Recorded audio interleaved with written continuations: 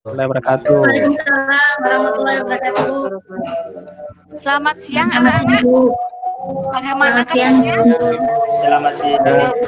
Alhamdulillah Alhamdulillah sehat. baik. Alhamdulillah baik dan sehat. Bu. Alhamdulillah. Awali pembelajaran hari ini, kita berdoa terlebih dahulu agar apa yang kita lakukan bisa berjalan dengan lancar. Ayo, Asep silakan dipimpin doanya. Baik Ibu, teman-teman, sebelum memulai pembelajaran kali ini, alangkah baiknya kita berdoa menurut agama dan kepercayaannya masing-masing. Berdoa dimulai. Berdoa selesai. Terima kasih Asep. Ibu, Ayo duduknya harus tegap ya. Ini sudah siang nanti ngantuk. siap Bu. Saya ingin mengingatkan, tadi saya sudah kirim link absen pada Google Classroom. Nanti setelah pembelajaran bisa diisi ya. Jangan sampai lupa, nanti tak anggap alfa. Kalau alfanya banyak, nggak naik kelas gimana? Iya Bu. Masih ingat materi yang lalu? Ayo Idris mungkin masih ingat? Kemarin Masih ulangan ingat, dapat Bu. bagus loh. Ya, alhamdulillah Bu, makasih Bu. Ya, materi minggu lalu kita membahas mengenai latar belakang masuknya bangsa Barat ke Indonesia. Sekarang kita melanjutkan pertemuan berikutnya tentang dampak dari penjajahan bangsa Eropa di Indonesia. Tujuan pembelajaran kita adalah nantinya akan dapat menganalisis dampak politik, dampak sosial budaya, ekonomi, dan juga pendidikan dari adanya penjajahan bangsa Eropa di Indonesia. Ada yang tahu ini gambar apa? Apel Bu. Apel Bu. Apel kayaknya Ibu. Ya, benar sekali. Kenapa sih saya kok menampilkan apel? Apel adalah salah satu maskot dari Kota Batu. Kalian kan anak-anak pertanian, jadi juga harus tahu sejarahnya pertanian di kota kita sendiri loh ya. Gini, apel. Apel itu dibudidayakannya awalnya adalah inisiatif dari seorang Belanda yang namanya Tuan Pectel. Orang ini sangat hobi sekali makan apel. Setiap makan apel, bijinya itu dibuang di pekarangan rumah. Tanpa sadar, ternyata biji-biji itu dapat tumbuh dengan subur di pekarangan rumahnya. Kemudian, untuk membudidayakan apel ini, Tuan Pectel ini bekerja sama dengan seorang petani yang namanya Pak Iskandar. Nantinya, apel ini akan bisa berkembang biak dengan cara okulasi. Kita lanjutkan ke materi inti. Sebelum kedatangan VOC, pemerintah Indonesia itu berbentuk kerajaan. Kalau berbentuk kerajaan, kepala pemerintahannya siapa? Ayo. Raja Bu. Raja. Nah, Raja. benar sekali. Raja menduduki posisi yang paling tinggi. Itu. Kemudian raja kan mendapatkan jabatan itu secara turun-temurun ya. Itu sistem pemerintahan kerajaan.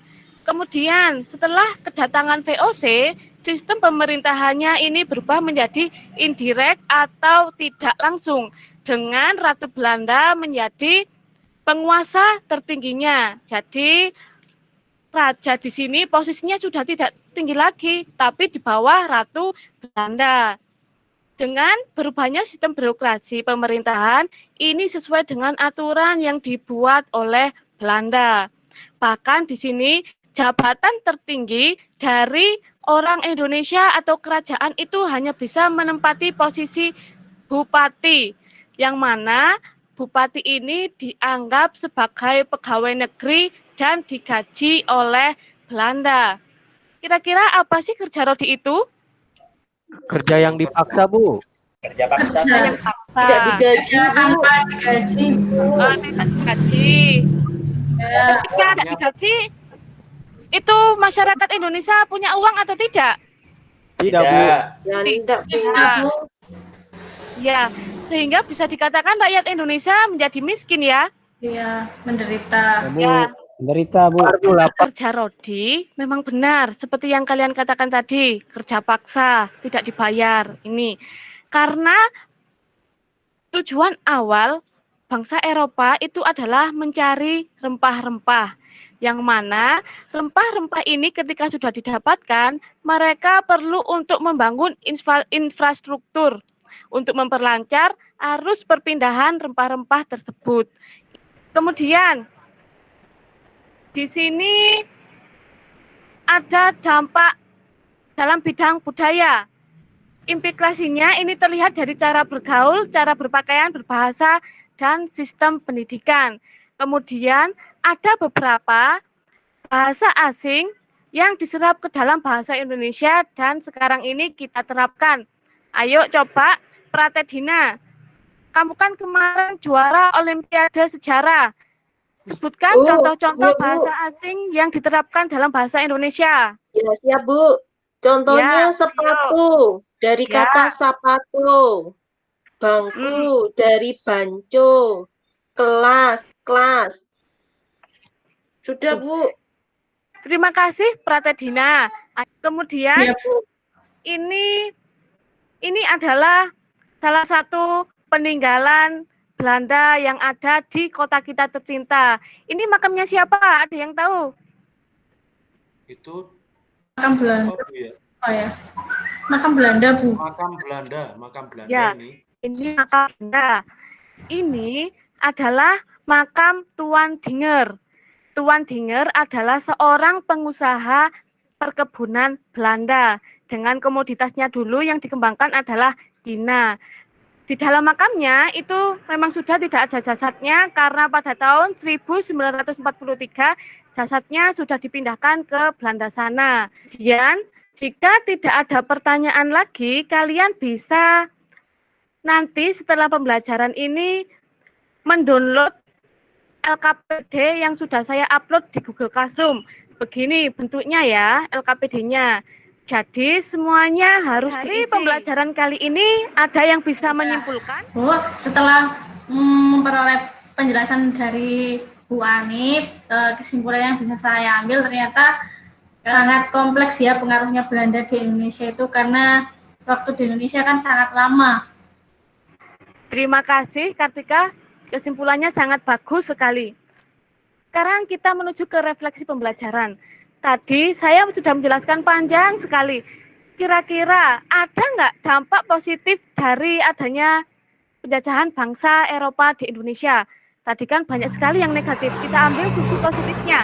Apa? Saya, Bu. Saya. Ya, Artono, ayo silakan. Ada salah satu dampak positif yaitu dekat dengan tempat saya, Bu, yaitu Jalan Raya Anyer Panarukan, Bu. Itu sarana transportasi yang sampai saat ini masih sangat dirasakan oleh bangsa Indonesia untuk perjalanan migrasi.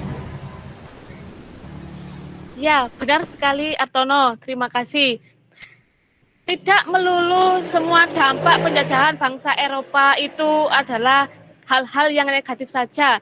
Seperti yang telah diungkapkan oleh Artono tadi, adanya jalan Anyer sampai Panarukan itu kan mempermudah kita untuk mengakses tempat agar lebih dekat. Itu salah satu dampak positifnya.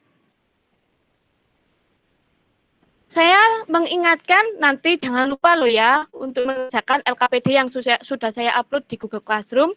Kemudian untuk pembelajaran minggu depan kita akan membahas tentang pergerakan nasional. Dan pembelajaran kali ini bisa saya akhiri. Sebelumnya silakan dipimpin doa terlebih dahulu oleh sekarang gantian Rio. Untuk mengakhiri pembelajaran pada hari ini, kita berdoa menurut agama dan keyakinan masing-masing. Berdoa mulai.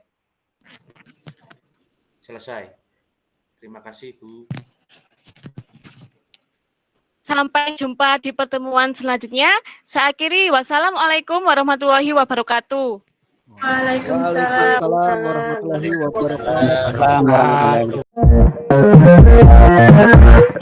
wabarakatuh.